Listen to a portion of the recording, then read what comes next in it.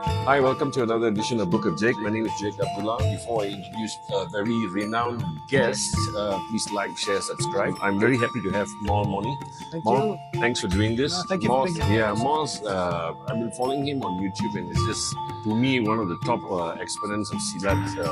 In fact, all aspects of Silat. But you specialize in Silat Suffian Bela Diri. Yes. But before we get into that, a bit about yourself. I know you're a trained mechanical engineer. Yes. I am. And how did this happen?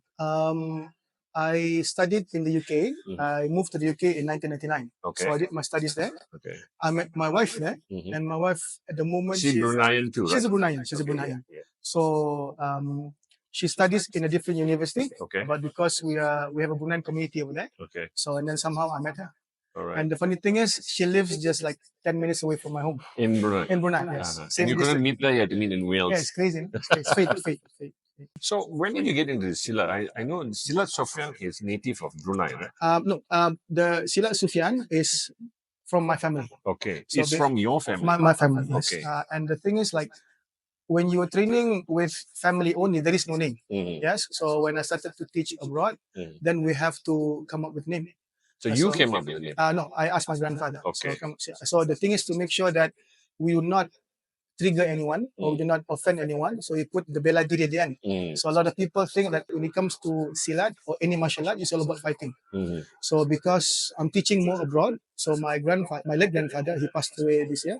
He said like, don't when you teach Silat, be mindful of your parents and your grandparents. So it's the adat and the Nah, adat. nah, nah. More how to say this, to be respectful of our family. Okay. So basically, like The if you heritage. the heritage. So basically, if for example, if I teach you kill, break, Mm. violence, no, then it brings The reflex of you not the family. So my grandfather said like put Bela Diri for self defense, and then when you teach, you know that all of the movement that you're doing is high risk moves, Mhm. but teach it in a way that you're an engineer. You are an engineer, he said.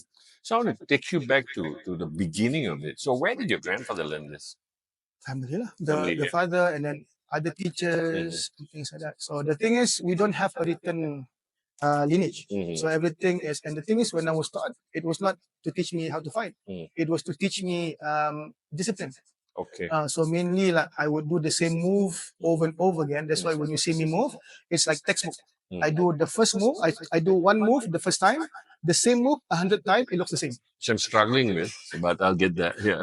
It's easy. Once you get it, it's easy. It's easy. To be honest, it's more like if you take a look, there is no excruciating stances. Mhm. Everything is a natural move. Yeah, and So- that's the difference between your silat. I notice it's not all flat, but it's they say tak ada bunga, tak ada buah, kan? And your bunga is very limited, and then you break into straight to buah. So the buah. So basically for us, because we're not, and when I was training, it was not an official school. So we're not a school. Mhm. So for me to teach you bunga or bunga perguruan or something, we don't have. Mhm. So basically everything I learned is more Attack. for protection of me Mhm. and my family lah. So and when I was teaching, so we have very limited flowery move. Mhm. But you see the beauty in our efficiency. Mhm. So that's the thing. Which I did. So from what you have learned, have you then expanded it with new variations? No, variation. In terms of variation, is more like the cultural variation. Mhm. So meaning that what works with our Malay people will not work with, for example, people from the Netherlands or people from America because of the mindset, Size and mindset. mindset and size. Mm. So basically, the curriculum or the content, the progression is still the same, but you modify a little bit to suit their mindset Mhm. or and then their body height and weight as well. Okay. And then if you teach the people of our culture, Asians, they're more disciplined. They Mhm. follow. Mhm. But if you're teaching Westerners, it's like you go to university, you are encouraged to ask. You're encouraged to have doubts. Socratic system. You have to do that. And the thing is, in the beginning, it was a little bit overwhelming or intimidating. But because I came from a university education, Mhm. so I didn't take anything Too hard. offensively. Yeah. So when people ask, I answer. And when I answer with physics. Okay. So I don't answer with mystical stuff. Yeah. Everything comes from here. I don't. Yeah, which brings me to my next question. Silat predominantly in this part of the world, which is the Malay archipelago, has been confined just to the Malays because of some aspect of religions. Culture. Okay, so especially some parts of even Malaysia, they won't teach to non-Muslims and stuff like that. So how is your Silat then accepted? Is there some kind of dogma that you're teaching it to, like how Bruce Lee went out of Hong Kong and taught Wing Chun and so. The thing is, I get a lot of criticism from people who are of lower skill or lower rank because they have limited knowledge. They will tell you, oh, don't teach the foreigners all our secrets. Don't teach us this. The thing is, what I show is nothing but the fundamentals. So if our basic is your secret, there's something wrong there. Yes. So if That's a very interesting point. If your basic is your secret, something is wrong. yeah, something wrong because you have to, like, if you go to school, you cannot keep the alphabet as a secret. Then how do you learn how to read? How do you learn how to grow? Like, and then the same thing, if taking alphabet as an example, there's 26 letters in the alphabet. I cannot teach you 20 and I take six letters as a secret. Then you don't know nothing. So this is the not mistake. This is the shortcomings of our culture. So if you if you take a look at the Western mindset, yes, if you go to university, they teach you everything in 3 years, enough for you to become an engineer. But in the Silat culture, you train 25 years, they will still say you're not good enough. So how are you going to? We have the wrong sense of humility. So if you take a look what I'm doing here, sometimes in the beginning people criticize me, oh, Maul, don't show off, don't do this. I said, I'm not showing off. I'm showing nothing but basics. If my basics is showing off, what are you teaching? So a lot of our people are comfortable with the bunga, the kembangan, the forms, because for them the form is the culture. Yeah, but there is no war fought with forms. In the olden days, all war is fought with techniques. But if you take a look at how I teach, I'm not teaching you how to kill. I'm teaching you how to synchronize with your training partner, how to work together.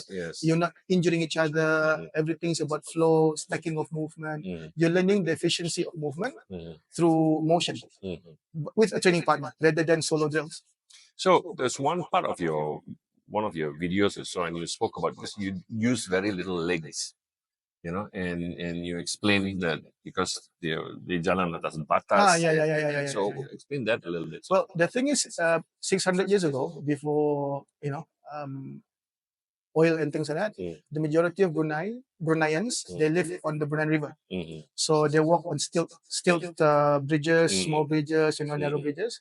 So this is why you see, if you look at Sumatra or Minangkabau, Silat, they're more low to the ground because the people are farmers, and then they don't worry about their clothes getting dirty, muddy and things because they're farmers. They work in the fields. In Brunei, if we use that stance, we'll fall off the bridge. And then the thing is, you have to have a more upright stance but stable. So that's why knees, kuda heels up, knees bent to have more nimbleness. And the thing is, that is what is reflected in our style. We do have groundwork, but that's not our specialty. Because when you do the takedown, you have to stand on the ground. But if you take a look from the techniques, I don't put my knee to the floor. Exactly. Yes. So I'm not there to do that because our culture, again, in the olden days, we have mob mentality. So just mob mentality. One guy will never have the courage to fight you. They will bring 3, 4, 5 guys. It's the same here. It hasn't changed. Yeah, then they will have the chest forward.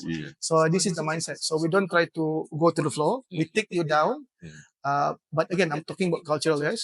In the olden days, we take you down, but we have to injure you.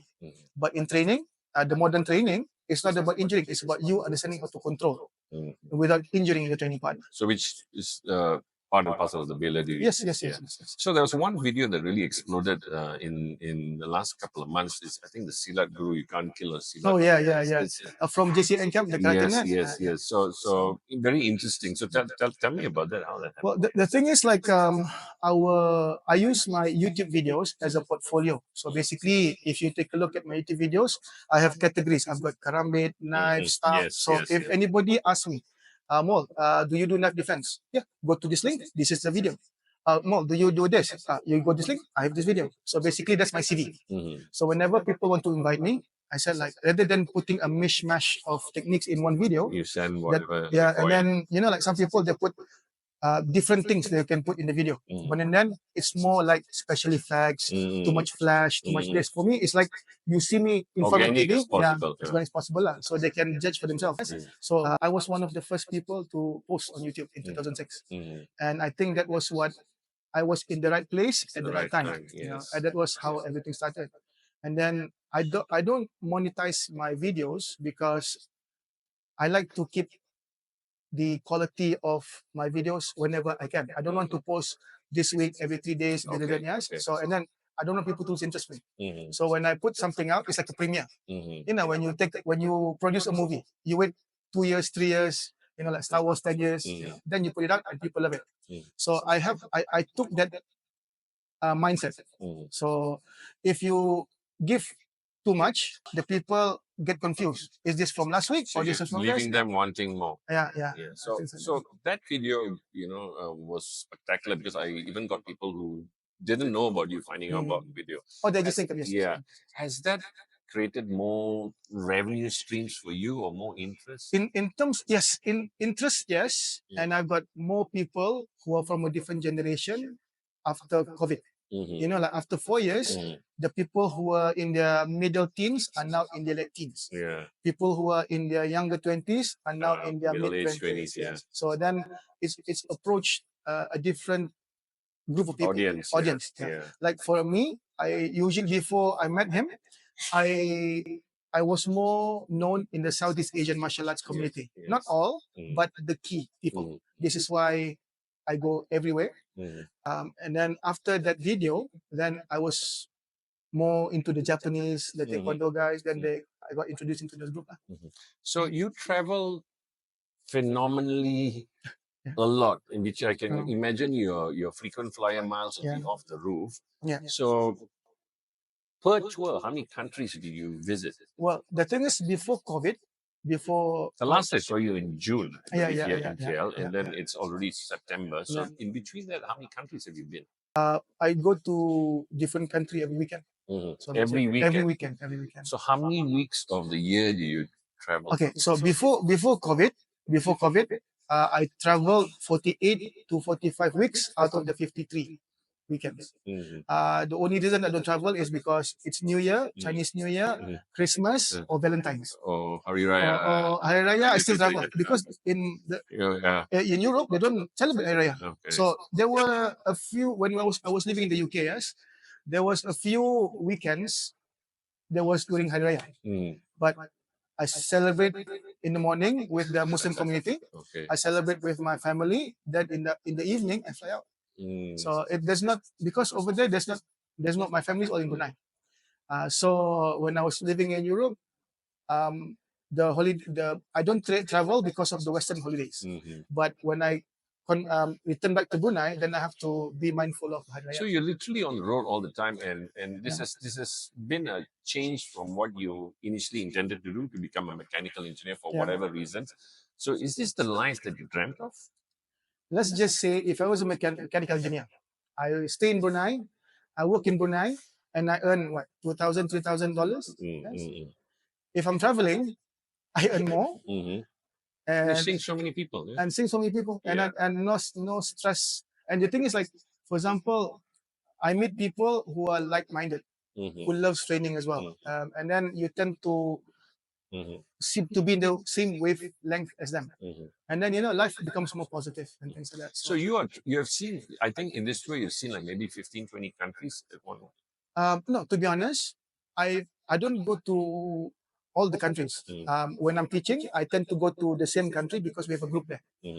But outside of my training, so for example, if I'm in Germany one weekend and I'm in France another weekend, that between, I go to places where I want to go. Like I go to Turkey, or I just stay in the UK. I go to Bath, I go to Oxford, and I go to Budapest. Okay. So what is the most exotic place you have held this seminar?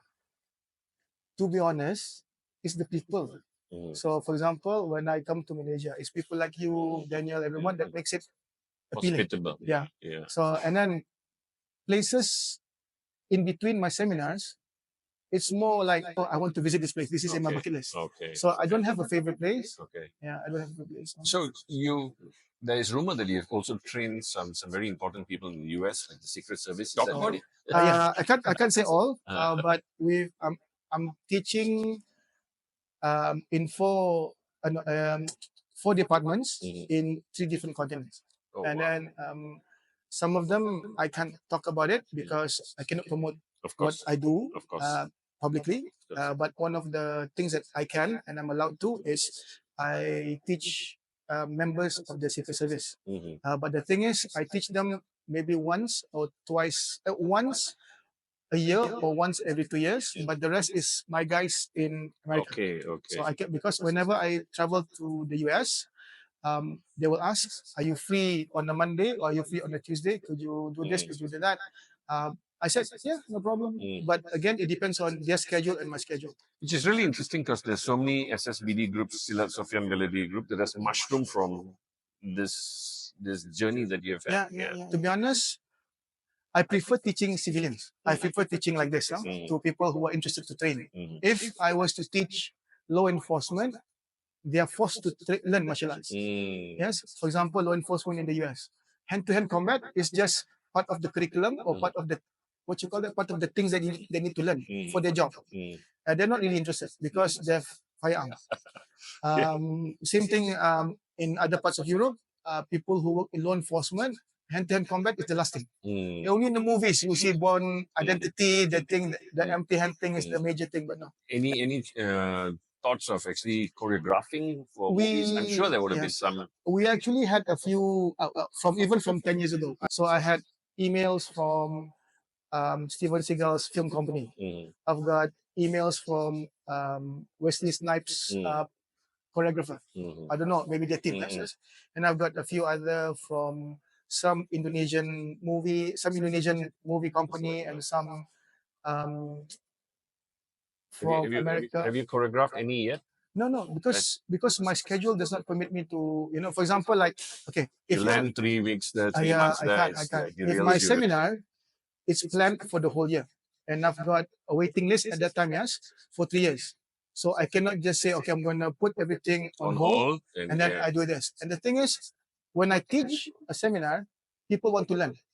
But when I do a movie, it's just that one gig, and you're lucky if what you teach gets into the movie. If they cut it out just to save time, it's over. So it's just a very unique way of looking at things. Before we end this, one or two last controversial questions. Being the Silat, is pretty. There is a lot of backbiting and stuff. And what are your thoughts on this? Like, people say you're better, I'm better, and people speak down on somebody and all that. What is your philosophy? And is it sometimes gets to you? On YouTube, you get people who are anonymous, who comments this, comments Keyboard that, warriors, warriors lah. So the thing is, sometimes you're in a happy mood with your friends, and then suddenly you read that, it hits you without you getting prepared.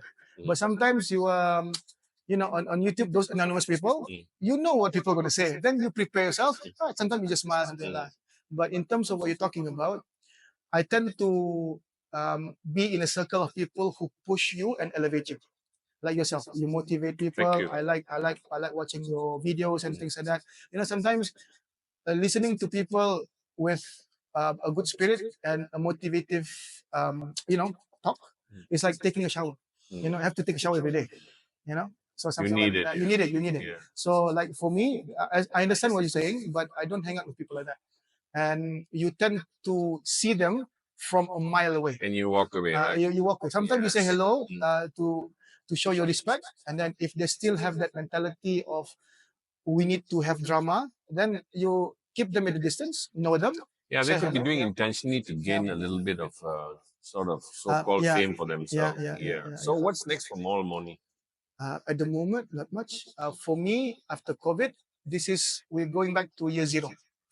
Because before COVID, we have a lot of people who are seniors in SSBD. After 3 or 4 years of hiatus, some of them, I respect what was going on because same like me. I've got one extra boy, career change. Not me, for them. That's career change. They got married. Some got divorced, and then some started their new gym. Some closed their gyms. So life is life. And then I wish everybody the best. I don't feel bad. Life must go on. Yes, must go on. I don't feel offended. And most of these people are my friends. So the way I see it, like, if I get to see them again, great. If not, Alhamdulillah.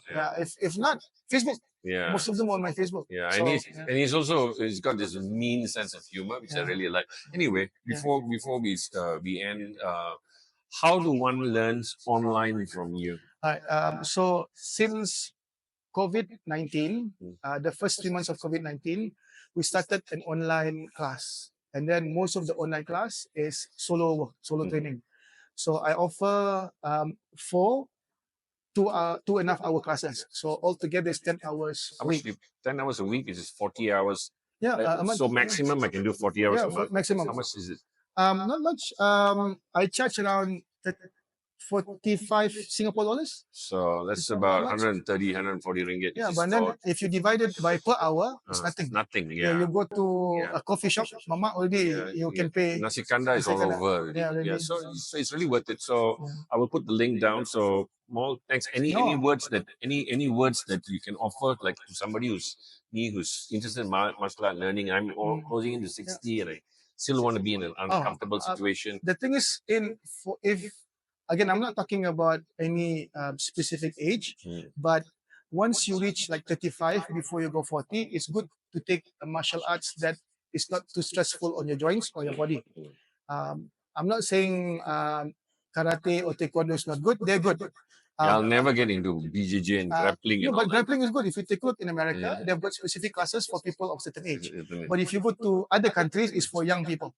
So martial arts is good to keep fit, and then to keep your brain working, because you need to remember coordination and things like that. So the way I see it, it's never too late for you to train martial arts. Usually look for a teacher that have good patience. Most people have bad experiences in martial arts is because their teacher don't have the leadership spirit. So they let their other students be bullies to the new people, or they don't know how to teach you correctly. Everything's about fighting. The way I said, if you look for a teacher, look for a teacher that is very Mr. Miyagi-ish. No, not really lah. Not spiritual like that lah. More to looking at things as pragmatic lah.